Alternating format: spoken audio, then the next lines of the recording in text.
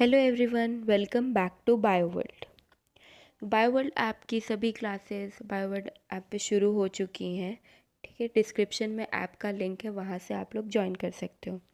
तो आज हम लोग डिस्कस करेंगे बायोटेक्नोलॉजी एंड इट्स एप्लीकेशन से, और इस चैप्टर के साथ बायोटेक वाली यूनिट भी कंप्लीट हो जाएगी। ठीक है, और जेनेटिक वाली भी कंप्लीट हो चुकी है हमारी। ठीक है, जेनेटिक्स भी कंप्लीट हो गया है, उसके बाद बायोटेक भी कंप्लीट हो गया है। बहुत सारे यूनिट्स कंप्लीट हो चुके हैं, फिर रिप्रोडक्शन वाले यूनिट भी कंप्लीट हो गए हैं। ठीक है, तो क्वेश्चन नंबर 1 से शुरू करते हैं।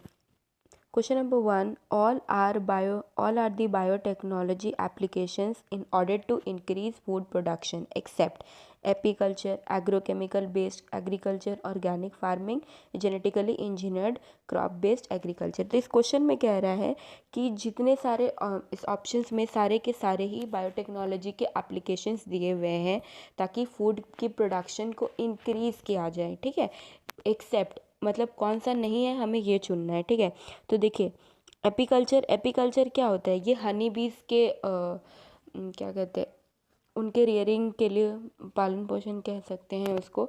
ठीक है, और हनी बी से फिर हम लोग को वो हनी एक्सट्रैक्ट करने के लिए, फिर वैक्स एक्सट्रैक्ट करने के लिए, बी वैक्स एक्सट्रैक्ट करने के लिए, ये सब के लिए एपीकल्चर यूज़ होता है। ठीक है, फिर है एग्रोकेमिकल बेस्ड एग्रीकल्चर, मतलब कि एग्रोकेमिकल बेस्ड एग्रीकल्चर हम लोग को करना है, खेती करनी है। फिर ऑर्गेनिक फार्मिंग हो गई। फिर genetically engineered crop based agriculture है, यानी कि कुछ जेनेटिकली उसमें मॉडिफिकेशन करने के बाद वो उस टाइप के क्रॉप का एग्रीकल्चर करना, खेती करना। तो इसमें कौन सा नहीं है, तो ये हो जाएगा एपीकल्चर। ठीक है, ये हनी बी से रिलेटेड है। किससे रिलेटेड है?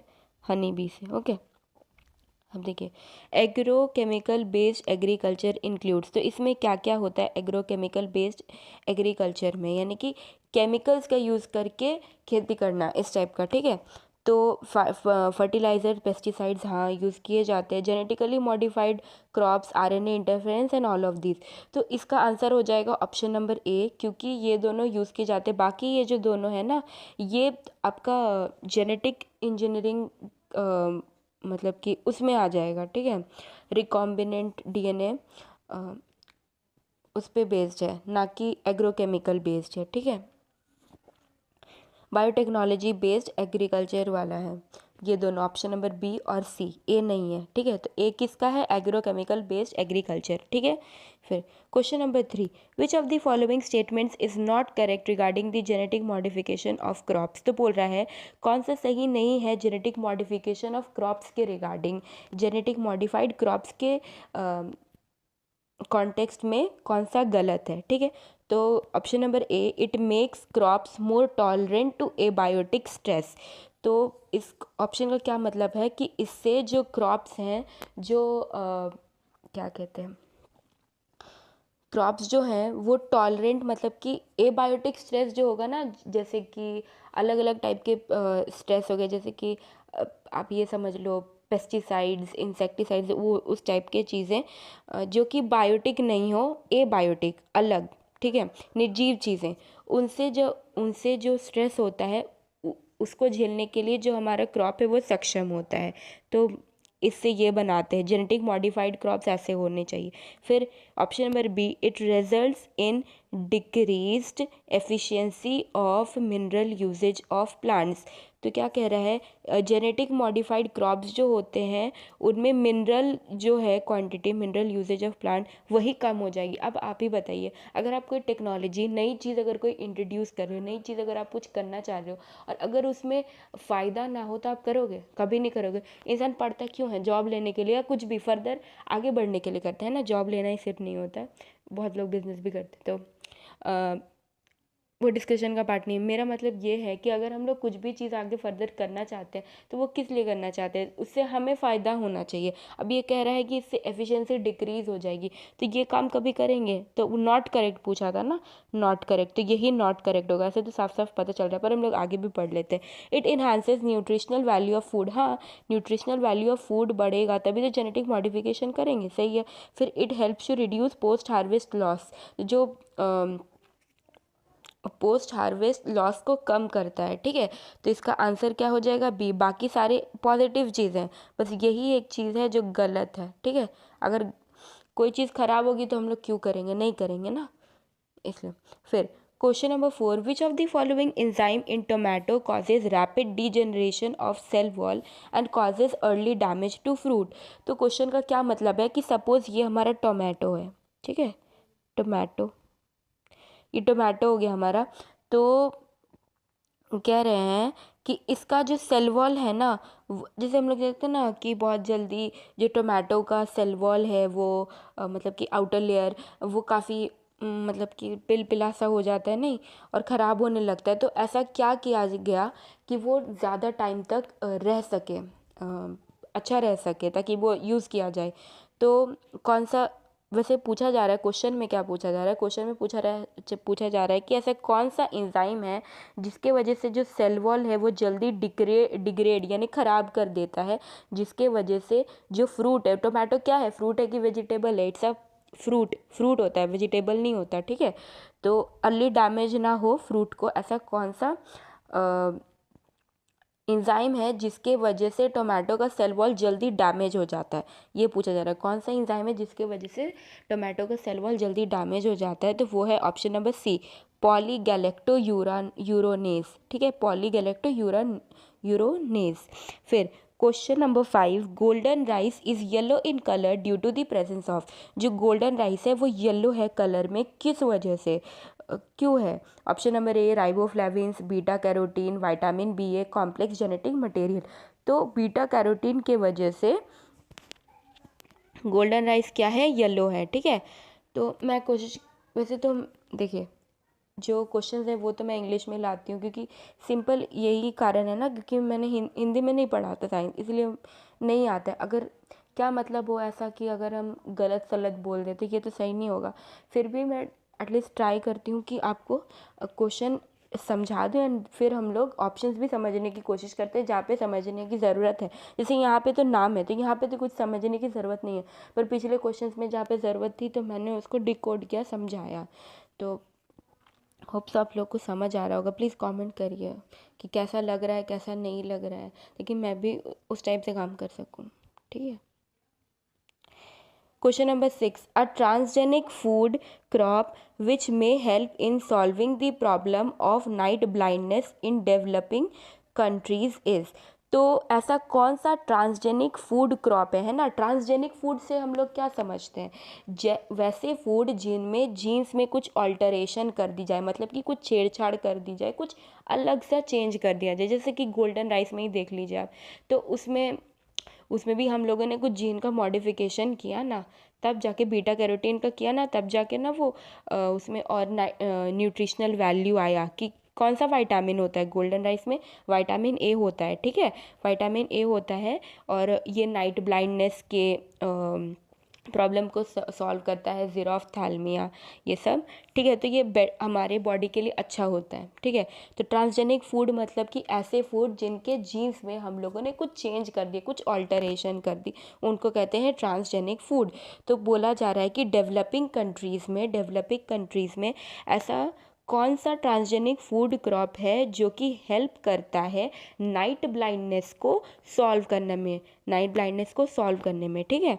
तो क्या है? ऑप्शन बीटी कॉटन है, गोल्डन राइस है, फ्लेवर सेवर, वो जो टोमेटो है ना उसको फ्लेवर सेवर टोमेटो कहते हैं, ठीक है।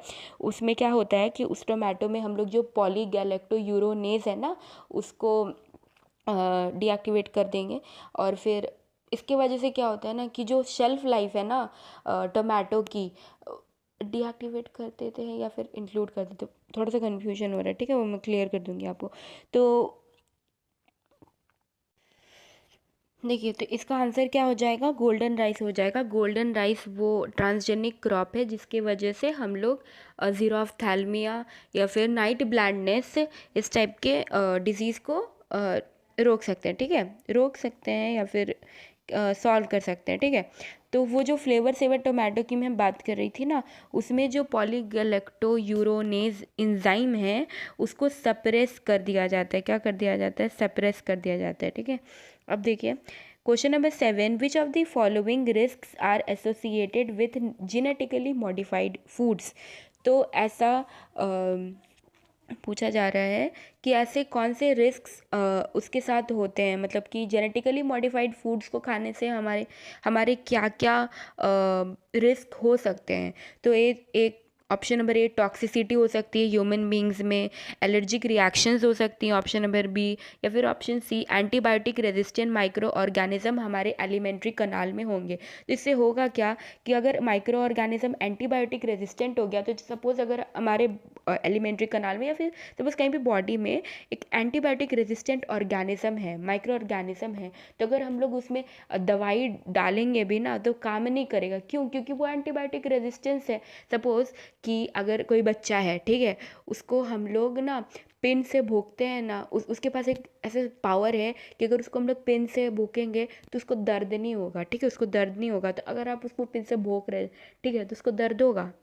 वो बहुत बदमाश है, आप सोच रहे हैं कि चलो इसको पिन से भोंक कर मजा अच्छा खाते हैं, बहुत ही गंदा एग्जाम्पल है, बस समझा रही हूँ कि अगर वो उसके पास ऐसा पावर है कि उसके पास अगर उसको पिन भोंका जाए तो उसको दर्द नहीं होगा, ठीक है। तो अगर वो बच्चा बहुत बदमाश है, आप सोचते हैं आज इसको मज़ा सा खाते हैं, आज इसको बताते हैं, आज इसको पिन भोंकेंगे हम लोग, ठीक है।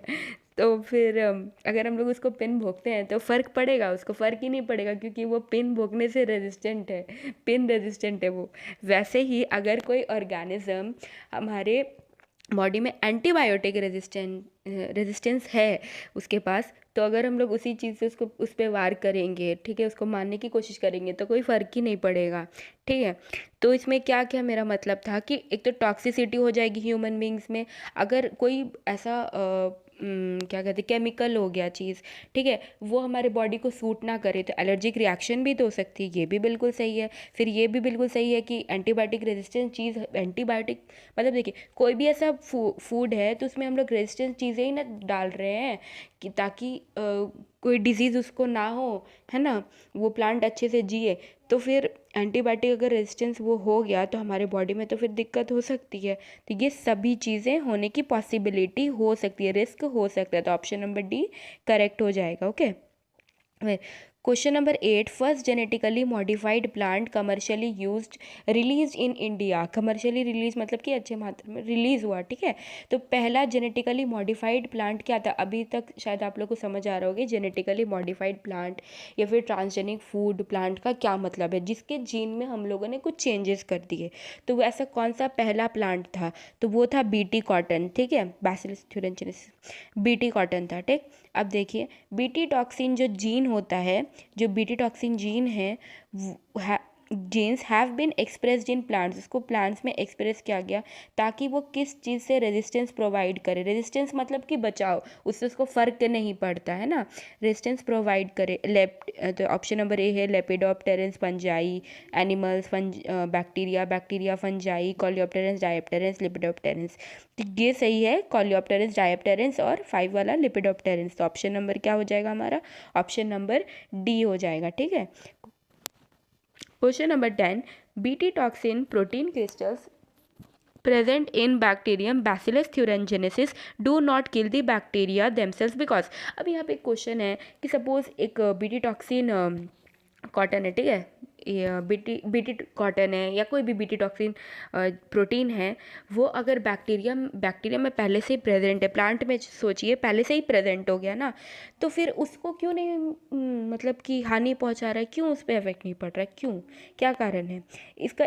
यही कारण है ना कि जो बैक्टीरिया में पहले से प्रेजेंट है, प्लांट में पहले से ही प्रेजेंट होगा ना, तो उसको फ़र्क इसीलिए नहीं पड़ेगा क्योंकि वो इनएक्टिव है ना। अगर कोई चीज़ इनएक्टिव हो तो फिर फ़र्क पड़ेगा। अब सपोज़ यही सोचिए, मम्मी का एग्जांपल देते हैं, मम्मी है, ठीक है, और आप है, ठीक है, तो आप अच्छे से पढ़ रहे हैं, लिख रहे हैं, तो मम्मी को कोई फ़र्क नहीं पड़ता। अगर आप अभी एक कप तोड़ देते हैं तो मम्मी एक्टिव हो जाएगी, फिर क्या होगा मेरे को बताने की ज़रूरत नहीं। तो ये एग्जांपल है कि अगर कोई चीज़ इनएक्टिव है तो फ़र्क नहीं पड़ रहा है, उसको कोई हानि नहीं हो रही, लेकिन अगर कोई चीज़ एक्टिव हो जाएगी फिर तो फ़र्क पड़ेगा। तो जो प्लांट है उसमें पहले से क्या होता है, इनएक्टिव रहता है, और जैसे ही उसको ये जो कोलियोप्टेरेंस डायोप्टेरेंस ये टाइप के जो इंसेक्ट्स होते हैं वो अगर खा ले तो फिर क्या होगा क्या होगा, वो चीज़ एक्टिव हो जाएगी और फिर उसको फर्दर मार देगी। इससे क्या होगा कि जो प्लांट है ना उसको नुकसान नहीं पहुंचेगा, है ना, वो बचा रहेगा, ज़िंदा रहेगा। तो ऑप्शन नंबर बी सही हो जाता है इस वजह से। पर हम लोग सारे ऑप्शंस पढ़ लेते हैं। पहला क्या था, बैक्टीरिया रेजिस्टेंट टू टॉक्सिन। अगर बैक्टीरिया रेजिस्टेंट टू टॉक्सिन नहीं, फिर bacteria occurs as inactive prototoxin in bacteria, यानी कि बैक्टीरिया जो टॉक्सिन है वो इनएक्टिव है ना। फिर bacteria includes toxin in a special sac. क्या कह रहा है कि एक स्पेशल सैक है, सैक मतलब बोरी, बोरी होता है, ठीक है, इंग्लिश में। तो सैक मतलब समझ लीजिए कोई स्पेशल जगह है, वहाँ पे टॉक्सिन रखा हुआ, इसीलिए फ़र्क नहीं पड़ रहा, नहीं ऐसा कुछ नहीं होता, ठीक है। ऑप्शन नंबर बी सही है, ठीक है। और बायोवर्ल्ड ऐप पे क्लासेस शुरू हो चुकी हैं, डिस्क्रिप्शन में ऐप का लिंक है, वहाँ से आप लोग क्लासेस ज्वाइन कर सकते हैं, ठीक है। Question number 11, which causes the inactive form of BT toxin protoxin to get converted into its active form in the form of an insect. तो कहा जा रहा है कि what causes the inactive form of BT toxin to get converted. अच्छा, तो इसमें बोला जा रहा है ना कि जैसे हमने बात की कि पहले वो इनएक्टिव फॉर्म में रहता है, तो ऐसा क्या चीज़ होती है इंसेक्ट में आने के बाद उस प्रोटॉक्सिन की कि वो एक्टिव हो जाता है ना, कन्वर्ट हो जाता है। क्या लिखा हुआ है यहाँ पे, कन्वर्ट हो जाता है एक्टिव फॉर्म में, है ना। इनएक्टिव से एक्टिव फॉर्म में कैसे कन्वर्ट हो जाता है, तो यहाँ पे क्या होता है, जो सपोज़ ये एक इंसेक्ट है, बहुत गंदा इंसेक्ट है ना, इसका 2 सींग बना देते, पैर भी है। तो इसका जो यहाँ पे मिडगट है, ये क्या है, बहुत गंदा डायग्राम है, समझा रही हूँ बस, कोई नहीं हंसेगा। मिडगट है, तो यहाँ पे जो टॉक्सिन था, सपोज ये टॉक्सिन है ना, पहले ये इनएक्टिव था। इसका जो पीएच है ना, इसका पीएच एल्कलाइन होगा। एल्कलाइन मतलब 7 से ज़्यादा होगा, है ना। ये नहीं होना चाहिए कि इसको घुमाया जा सकते, क्वेश्चन में घुमा कर दिखा सकती हूँ, ठीक है। तो समझ लीजिए पीएच क्या होना चाहिए, 7 से ज़्यादा होना चाहिए, तभी ना अल्कलाइन होगा। तो अल्कलाइन पीएच जब होगा तो क्या होगा, ये जो इनएक्टिव टॉक्सिन है ना वो यहाँ पे आएगा ना, तो वो क्या हो जाएगा, एक्टिव हो जाएगा। क्या हो जाएगा, एक्टिव। तो अल्कलाइन पीएच के वजह से जो टॉक्सिन है हमारा, जो टॉक्सिन है वो क्या हो जाता है, एक्टिव हो जाता है।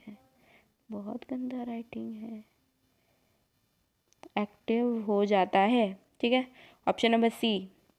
फिर BT toxin kills insects by. BT toxin कैसे किल करता है, ठीक है। अब हम लोगों ने क्या कहानी पढ़ी, चलिए वापस कहानी रिवाइज करते हैं। पहले जब प्लांट में था वो टॉक्सिन, वो प्रोटॉक्सिन था, मतलब क्या है, वो इनएक्टिव था। अब वो जब इंसेक्ट में आया तो उसके मिड गट में क्या हुआ, एल्कलाइन पीएच है, तो वो प्रोटॉक्सिन इनएक्टिव से एक्टिव हो गया, है ना, एक्टिव हो गया। फिर एक्टिव होने के बाद करता क्या है भाई, ये है क्वेश्चन। तो वही पूछा जा रहा है कि बीटी टॉक्सिन में क्या होता है। क्या बोल रहा है, इनहिबिटिंग प्रोटीन सिंथेसिस, वो बोल रहा है प्रोटीन सिंथेसिस को इनहिबिट कर देंगे, ठीक है, चलिए आगे बढ़िए। जनरेटिंग एक्सेस, बहुत ज़्यादा गर्मी कर देंगे, है ना, बहुत गर्मी कर देंगे, मर जाएगा, नहीं। फिर creating pores in the midgut epithelial leading to cell swelling and lysis. बोल रहा है मिडगट में ना पूरा छेद कर देंगे, पूरा पोर्स कर देंगे, जिसकी वजह से स्वेलिंग हो जाएगा और आखिर में मर जाएगा पापी इंसेक्ट। फिर ऑब्स्ट्रक्टिंग अ बायोसिंथेटिक पाथवे, बायोसिंथेटिक एक पाथवे होगा उसको ऑब्स्ट्रक्ट कर देंगे। तो इसका आंसर ये सही है, ठीक है। क्या होगा, देखिए हमारा इंसेक्ट था गंदा सा, प्यारा सा, सॉरी। फिर उसके ये जो मिडगट था ना, उसमें एक्टिव होने के बाद बहुत सारे छेद दिख नहीं रहा है, छेद हो जाएगा, है ना, बहुत सारा पोर्स हो जाता है, भर भर के पोर्स हो जाएगा, और फिर क्या होगा, वो मर जाएगा, मर गया। फिर question number 13, RNA interference involves. RNA interference में क्या होता है, ऑप्शन नंबर ए, ये एक ना प्रोसेस होता है जिससे हम लोग बचाते हैं। आपको ये मिल जाएगा, वो जो टोबैको प्लांट है ना, उसमें जो रूट्स उसके ख़राब हो जाते हैं, उसमें ये यूज़ किया जाता है, ठीक है। Option number A, silencing of cDNA and RNA using reverse transcriptase. क्या कह रहे हैं, cDNA बनाएंगे और फिर एंड RNA बनाएंगे यूजिंग रिवर्स ट्रांसक्रिप्टेज, ठीक है। आरएनए से डीएनए बनाने में कौन सा एंजाइम लगता है, रिवर्स ट्रांसक्रिप्टेज। इसमें ये सही है, ऑप्शन ये सही नहीं है, ठीक है। आगे बढ़ते हैं, silencing of specific mRNA due to complementary RNA. तो हम लोग क्या करते हैं कि साइलेंस कर देते हैं वो जो mRNA है। क्यों? क्योंकि उसके पास पहले से कॉम्प्लीमेंट्री आरएनए होता है। फिर interference of RNA in the synthesis of DNA. तो इंटरफेरेंस कर देंगे आरएनए का जब सिंथेसिस हो रहा होगा डीएनए का। फिर synthesis of mRNA from DNA, mRNA बनाएंगे डीएनए से। ऐसे करके हम लोग ये कर देंगे इंटरफेरेंस। तो ऑप्शन बी सही है, ठीक है। कॉम्प्लीमेंट्री आरएनए की वजह से साइलेंसिंग हो जाती है इधर, ठीक है। फिर the transgenic plant the transgenic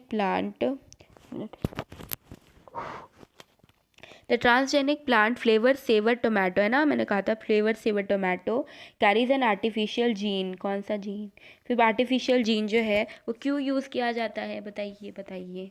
पहला, डिलेड राइपनिंग प्रोसेस पर जो टमाटर है उसके पकने की प्रोसेस को हम लोग क्या कर देंगे, डिले कर देंगे, आस्ते कर देंगे, धीमे कर देंगे। लॉन्गर शेल्फ लाइफ, ज़्यादा टाइम तक अच्छा रहेगा, है ना, एकदम तगड़ा अच्छा टोमेटो रहेगा। फिर इन्हांस फ्लेवर, ओहो, फ्लेवर ही बढ़ा देंगे भाई साहब के, है ना, टोमेटो का फ्लेवर बढ़ जाएगा, अच्छी टमाटर आलू की सब्जी बनेगी। तो क्या हो जाएगा आंसर? आंसर हो जाएगा ऑप्शन नंबर डी। ये सारे गुण होंगे हमारे फ्लेवर सेवर टोमेटो में, है ना। कौन सा जीन हम लोग सप्रेस करते हैं? पॉलीगैलेक्टोयूरोनेज। याद होना चाहिए, ठीक है। ऑप्शन अगर आए क्वेश्चन में तो सबका सही होना चाहिए। How many recombinant therapeutic world wide have been approved for human use? तो वर्ल्ड वाइड में रिकॉम्बिनेंट थेराप्यूटिक्स यानी कि रिकॉम्बिनेंट मेडिसिन जो हैं वर्ल्ड वाइड में कितनी अप्रूव्ड की गई हैं ह्यूमन के यूज़ के लिए? 30 यूज़ की गई हैं, ठीक है।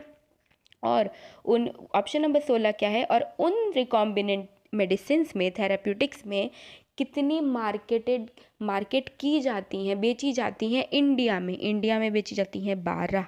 कितनी? 12। During the processing of pro insulin into mature insulin. देखिए क्या हुआ, कहानी सुनाती हूँ फिर एक अजीब सा, अच्छा था, ठीक है। सपोज़ किसी को शुगर हो गया है, ठीक है, शुगर मतलब समझ में आ रहा है ना, डायबिटीज़ मिलाइटस वाला, ठीक है। डायबिटीज़ मिलाइटस वाला शुगर हो गया, मतलब शुगर हो गया, ठीक है, सॉरी, उसको शुगर हो गया है किसी पेशेंट को, है ना, डायबिटीज़ हो गया है।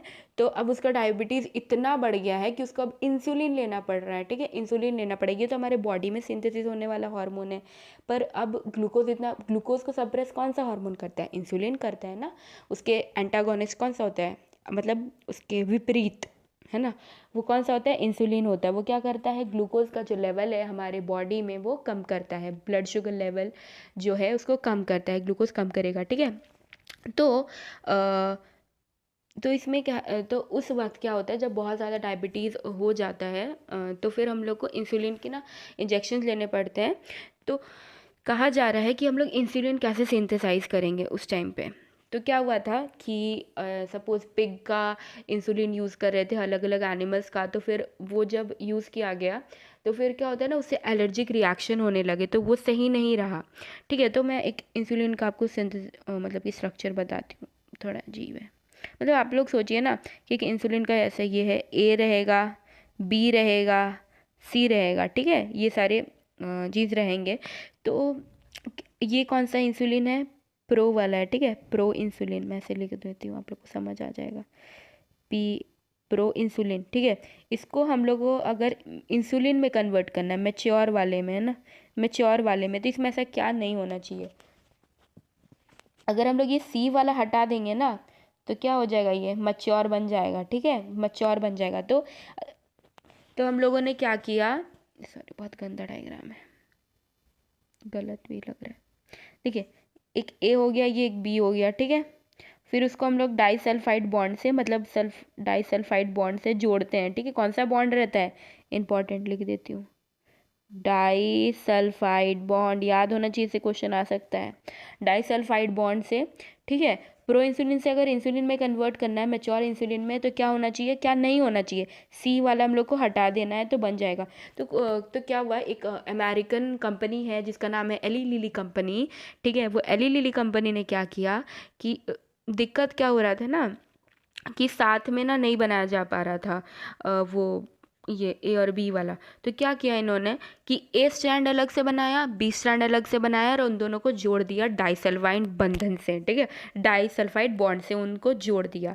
तो क्या होता है कि अगर हम लोग को प्रोसेस करना है प्रो इंसुलिन से मैच्योर इंसुलिन बनाना है तो क्या करना पड़ेगा? Option number A, C peptide is added to pro insulin. क्यों भाई, वो तो पहले से एडेड है, गलत है, ठीक है।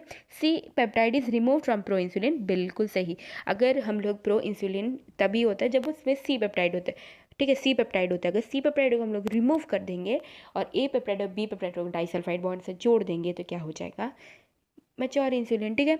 फिर B peptide is added to pro insulin, नहीं, B peptide is remove from insulin, समझ में तो आ गया होगा। क्वेश्चन नंबर 17 का आंसर बी है, जिसमें कि सी पेप्टाइड हम लोग रिमूव कर देंगे प्रो इंसुलिन से, ठीक है। थोड़ा फास्ट बोल रही हूँ I think. Question number 18, which of the following company started selling ह्यूमनिन? ह्यूमुलिन क्या है? वही ह्यूमन इंसुलिन को ह्यूमुलिन कह रहे हैं, ठीक है, इंसुलिन ही और कुछ नहीं है। अगर आप लोग बोलने लगे मैम ने तो बताया था इंसुलिन के बारे में, ये ह्यूमुलिन क्या आ गया, वही है, ठीक है, कंफ्यूज नहीं होना, है ना। ह्यूमुलिन जो है ईयर कौन सा 1983 में बनाया गया था। कौन सी कंपनी? हम लोगों ने अभी रिवाइज किया था, एली लीली, है ना, Eli Lilly. Question number 19, human insulin यानी humulin is being commercially produced from a transgenic species. Transgenic मतलब समझ आ गया होगा अभी तक, ट्रांसजेनिक मतलब कि जिसकी जीन्स में हम लोग को चेंज कर देते हैं। तो ऐसी कौन सी ट्रांसजेनिक स्पीशीज़ है जिसमें ह्यूमुलिन का कमर्शियल प्रोडक्शन किया जाता है, मतलब कमर्शियली बेचने के लिए बनाया जाता है, ठीक है, ह्यूमुलिन। कौन से स्पीशीज़ में? Mycobacterium, rhizobium, Saccharomyces, Escherichia coli, क्या होगा? ये होता है, ठीक है, क्या होता है? एस्चेरिचिया कोलाई, सबको पता होना चाहिए। Gene therapy can be referred to as, अब जीन थेरेपी क्या है भाई? जीन थेरेपी क्या होता है? जब हम लोग जीन के हेल्प से कोई थेरेपी देने की कोशिश करते हैं, कुछ ठीक करने की कोशिश करते हैं मेडिकेशन के थ्रू, तो वो हो जाएगी जीन थेरेपी, ठीक है। अब option number A, pre clinical testing for inherited disease in newborns. फिर treatment of diseases caused by genetic defect, फिर genetic engineering using recombinant DNA technology और cancer treatment using in vitro cultured stem cells. तो देखिए, pre clinical testing for inherited disease in, देखिए क्या कह रहा है कि जीन थेरेपी में हम लोग को पूछा जा रहा है कि जीन थेरेपी होता क्या है, ठीक है। तो ऑप्शन नंबर ए कह रहा है कि जो न्यू बॉर्न्स होते हैं ना, तो उनमें प्री क्लिनिकल टेस्टिंग यानी कि प्री क्लिनिकल टेस्टिंग कराने के लिए यूज़ किया जाता है, ताकि कोई भी अगर इनहेरिटेड डिजीज़, इनहेरिटेड मतलब मम्मी पापा से आए हुए डिजीज़, मम्मी पापा से आए हुए बीमारी अगर बच्चे को है तो उसकी टेस्टिंग के लिए किया जाता है ये, ठीक है। फिर option number B, treatment of disease caused by genetic defect, genes में कोई गलती हो गई है, जेनेटिक डिफेक्ट हो गया है, जैसे कोई म्यूटेशन हो गया, ठीक है, डीएनए में कोई म्यूटेशन हो गया। अच्छा, और एक चीज़ मुझे आप लोगों को क्लियर करना है कि कभी भी हम लोग जो हेरिडिटी डिजीज़ है और जो जेनेटिक डिजीज़ है उसको मिक्सअप नहीं करना है, ठीक है।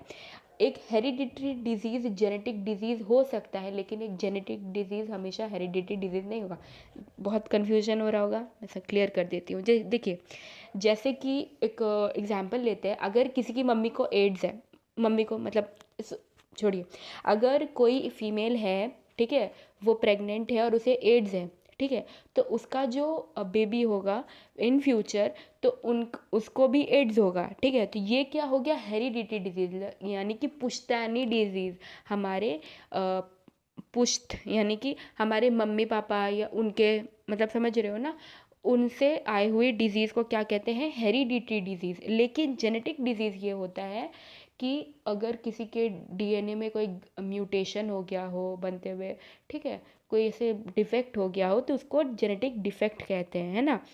तो treatment of disease caused by genetic defect, तो हम इसमें क्या बोल रहा है ऑप्शन में कि हम लोग ट्रीटमेंट के लिए यूज़ करते हैं, कौन से ट्रीटमेंट के लिए? जो जेनेटिक डिफेक्ट है। फिर option number C, genetic engineering using recombinant DNA technology, genetic engineering करेंगे रिकॉम्बिनेंट डीएनए टेक्नोलॉजी को यूज़ करते हुए। और कैंसर ट्रीटमेंट करेंगे कौन सा? In vitro cultured stem cells को यूज़ करके। इन विट्रो मतलब कि बाहर, बॉडी के बाहर, ठीक है, उस टाइप का स्टेम सेल्स कल्चर करेंगे यानी कि बनाएंगे और फिर उसको यूज़ करेंगे कैंसर ट्रीटमेंट में। तो ये कह रहा है, तो ऑप्शन नंबर सी सही है ना। ये है genetic engineering using RNA recombinant DNA technology में यूज़ किया जाता है जीन थेरेपी, ठीक है, उसी को बोलते हैं। फिर अब पूछा जा रहा है क्वेश्चन नंबर 21 में कि एग्जाम्पल बता दीजिए जीन थेरेपी का, है ना। Option number A, production of injectable hepatitis B vaccine. क्या कह रहा है कि हेपेटाइटिस बी वैक्सीन बनाने के लिए यूज़ किया जाता है जीन थेरेपी। अच्छा। फिर production of vaccine in food crops like potatoes which can be eaten. बोल रहा है कि हमें वैक्सीन बनानी है फूड क्रॉप्स में डालने के लिए, लाइक पोटैटो, जैसे उसको जैसे हम लोग खा सके, ठीक है। फिर है production of gene for adenosine deaminase, इसको ADA भी बोलते हैं, ठीक है, in person suffering from SCID, यानी कि इसका फुल फॉर्म क्या होता है, सीवियर कंबाइंड इम्यूनो डेफिशिएंसी, है ना, SCID। तो और फिर क्या है, production of test tube babies by artificial insemination and implantation of fertiliser. तो ये तो एक अलग ही चीज़ हो गया, ठीक है, ये वाला तो ये तो नहीं होगा, ठीक है। फिर ये भी नहीं, ये भी नहीं, तो ऑप्शन नंबर ये सही है, सी, कि जो हम लोग का ये जो जिन पर्सन्स को ADA है, जिन SCID की वजह से, तो उसमें हम लोग जीन को इंट्रोड्यूस कराने के लिए ये यूज़ करते हैं जीन थेरेपी, है ना। अब देखिए question number 22, dash in a single stranded dash is a single stranded DNA और RNA tagged with radio active molecule and is use to detect mutated gene. तो अगर सपोज कोई म्यूटेटेड जीन है, उसको डिटेक्ट करना है, ठीक है, एक सिंगल स्ट्रैंडेड DNA है या फिर RNA है, ठीक है, तो उसको क्या करेंगे, रेडियो एक्टिवली टैग कर देंगे, लेबल कर देंगे, तो ताकि हम लोग डिटेक्ट कर सके म्यूटेटेड जीन। अब देखिए इसका एग्जाम्पल क्या हो सकता है, कि मैं समझा रही हूँ आपको कि DNA का एक स्ट्रैंड लेंगे, ठीक है, ये DNA का स्ट्रैंड है, अलग अलग, एक मिनट, ऐसे DNA का स्ट्रैंड है, ठीक है, ये वाला, इधर साइड DNA। तो क्या होगा, हम लोग ना प्रोब लेंगे, ऐसे होता है वो सिंगल स्टैंडर्ड, प्रोब लेंगे, ये क्या है, प्रोब, ठीक है, वो सिंगल स्टैंडर्ड होता है। तो इसमें क्या करते हैं, जैसे सपोज करिए GAT, है ना, सपोज, एक मिनट, GAT। तो प्रोब क्या होता है, उसको हम लोग रेडियो एक्टिवली लेबल कर देंगे, और वो क्या होता है, कॉम्प्लीमेंट्री होता है, ठीक है, कॉम्प्लीमेंट्री होता है, जैसे G है तो क्या लगेगा, C, A है तो T, और T है तो A, ऐसे करके कॉम्प्लीमेंट्री होता है, आपस में जुड़ जाता है। जो DNA सही होगा वो जुड़ जाएगा, लेकिन जिसमें डिफेक्ट होगा, ठीक है, जैसे यहाँ पे देखिए प्रोब सही है, ठीक है, प्रोब सही है, T है, C है, G है, लेकिन सपोज यहाँ पे क्या होना चाहिए था, A तो सही है, ये भी सही है, लेकिन यहाँ पे T हो गया, तो ये नहीं जुड़ पाएगा। तो गलती क्या है, यहाँ पे है, तो ये क्या हो गया, हमारा म्यूटेट हो गया है ना, ये म्यूटेट हो गया है। तो वैसे चीज़ को डिटेक्ट करने के लिए अगर कोई म्यूटेटेड जीन है, यानी कि कोई चेंज हो गया है सीक्वेंसिंग में, तो फिर वो पता चल जाता है प्रोब के थ्रू, है ना। अब देखिए क्या लिखा हुआ है कि animals that have had their DNA manipulated to process and express a foreign gene. तो ऐसे एनिमल्स जिनका DNA मैनिपुलेट किया जाता है ताकि हम लोग प्रोसेस कर सके और देख सके कि फॉरेन जीन अच्छे से काम कर रहा है या नहीं, ठीक है। तो उन एनिमल्स को क्या कहते हैं, वैसे तो ये ट्रांसजेनिक एनिमल्स, मैंने बताया था ना कि अगर ट्रांसजेनिक एनिमल किसको कहते हैं, जिनके DNA में, ठीक है, जीन्स में अगर हम लोग कोई छेड़छाड़ कर दे, चेंज कर दे, तो उन एनिमल्स को क्या कहते हैं, ट्रांसजेनिक एनिमल्स। और उनमें सबसे ज़्यादा क्या होता है, 95% माइस होता है, ठीक है, माइस होता है, क्या होता है, माइस। तो ऐसे फिर क्वेश्चन नंबर 24 फुल फॉर्म पूछ रहा है GEAC। अब देखिए क्या होता है ना कि कोई एक जैसे मैं क्या कह रही थी कि कोई एक इंसान है, ठीक है, पढ़ने में बहुत तेज़ है, बहुत तेज़ है ना, एकदम ही बहुत तेज़ है, सामने वाले को, और उसके सामने उसका एक दोस्त है, वो उतना तेज़ नहीं है, एवरेज सा है। उसको लगता है ना कि यार मेरी ज़िंदगी भी काश ऐसी होती, मैं भी इतना तेज़ होता, तो क्या सबको हमको भी बोलते हैं क्या अच्छा लड़का है, पढ़ने में बहुत तेज़ है, घर में भी बहुत नाम होता है, ठीक है। तो वो क्या सोचेगा कि एग्जाम्पल है, सोचेगा कि क्या हो अगर मैंने इसका जीन निकाल के अपने में डाल लिया, कल्चर करवा के, फिर मैं भी इसके तरह तेज़ हो जाऊंगा, है ना। तो ऐसे नहीं कर सकते हैं, ऐसे कोई भी मुँह उठा के आ जाएगा, चलो आज इसका जीन ये कर देते हैं, ऐसे नहीं होता है। तो हमारे इंडिया में जो एक GEAC है, उसके थ्रू ही हमें क्या कहते हैं परमिशन मिलता है कि हम लोग कैसी जेनेटिक इंजीनियरिंग कर सकते हैं, ठीक है। ऐसे कुछ भी नहीं हो जाएगा, नहीं तो किसी का अगर कोई यूनिक सीक्वेंस होगा ना, वो चेंज हो जाएगा, है ना, किसी और में आ जाएगा, तो फिर उसका यूनिकनेस कहाँ रहा, नहीं रहा, है ना। हर एक इंसान अपने आप में यूनिक होता है, ठीक है। तो जेनेटिक इंजीनियरिंग अप्रूवल कमेटी इसका फुल फॉर्म है, ठीक है। Genetic engineering approval committee, approval से ही पता चल रहा है, अप्रूवल देता है कि कौन सा जेनेटिक इंजीनियरिंग करना है, कौन सा नहीं करना है, इसके परमिशन के बिना नहीं कर सकते, ठीक है। फिर question number 25, which step has been taken by government of India to cater to the requirement of patent doms and other emergency provisions in the regard. तो हमें कौन सा मतलब कि क्या कहते हैं पेटेंट दिलवाने के लिए गवर्नमेंट ऑफ इंडिया का कौन सा एक्ट है, तो ये है बायोपायरेसी एक्ट, ठीक है। बायोपायरेसी एक्ट होता है, ठीक है। इस तरह से हम लोग का पूरा चैप्टर ये कंप्लीट हो गया है, ठीक है।